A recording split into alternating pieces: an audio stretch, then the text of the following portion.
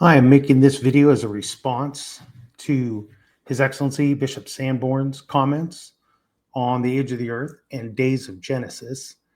First of all, I'd like to say I think his answers were excellent, but there are some critiques I would like to make. So let's listen to what he has to say. What is your position on the age of the earth or the age of man? Are the days of Genesis literal days? We are obliged to take Genesis literally, historically. So right there, that is the crux. We are obliged to take Genesis literally and historically. The fathers, and even through the medieval period and up to into the 19th century, there was never any question of this. And it was further clarified by Pope St. Pius X in his Holy Office letter. The Pontifical Biblical Commission made it very clear that that is what we must believe. So let's listen to what else he has to say.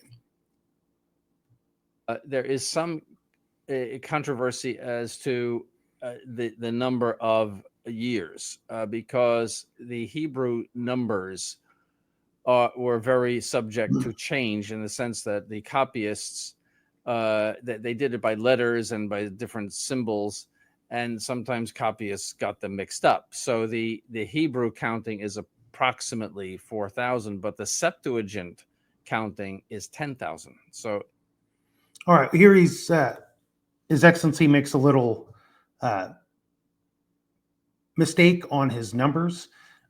All the early fathers were unanimous.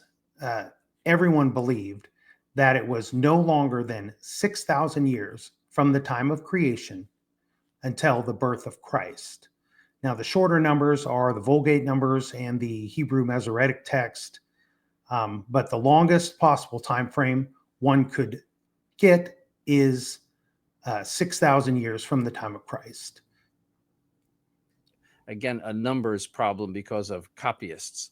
So 10,000 years old. But I am not one of these people that thinks that the Earth is 100 billion years old. I was going to say 4,000 or 10,000. That's not, 17 billion or 6 right, trillion or right. whatever So, it's going to be. I think the age of the Earth is very young. So again, he repeats the correct answer to the question. The age of the Earth is young. All of the church fathers were completely unanimous that the Bible can reconstruct a fairly accurate chronology.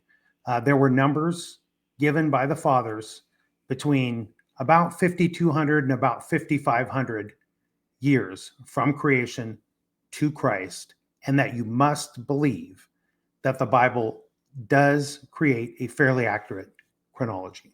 He goes on. Yes.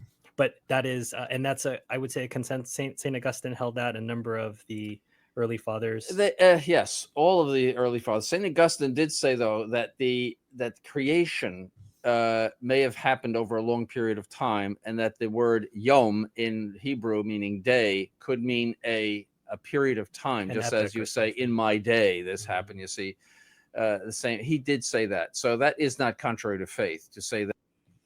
Okay, so His Excellency is talking about the fact that the early Christians, and we are permitted to do so too, is to look at the word day as a long period of time. However, it was never a long period of time that would add any time to the biblical time frame. That is a Teilhard de Chardin style propaganda to in-run around the actual biblical timeline that the church has always held and make it longer. Now, I'm certainly not accusing His Excellency of subscribing to any errors along those lines. He's just picked it up. It's in a lot of 20th century literature, and especially Augustine was one of the ones who he actually believed in an instantaneous creation. So he was one of the very few that held that position, and that would just make the time of creation 144 hours shorter than other people. But if you go to the City of God, Book 13, chapters 10 and 11, in both of those chapters, he states that at his time, so in the year 424, the world was not yet 6,000 years old. So creation was less than 6,000 years ago from that time.